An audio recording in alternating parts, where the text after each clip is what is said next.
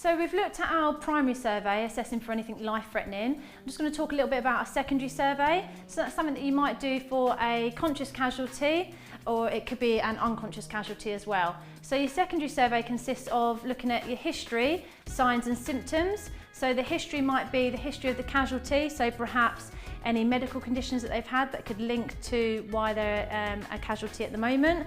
It could be any medication that they're on, or literally the history leading up to what's just happened, so any physical activity or an accident of some kind that they've just had. Then we're going to look at the signs. So what can you visually see? Can you see that the casualty is perhaps sweaty? Do they look pale, flushed in appearance?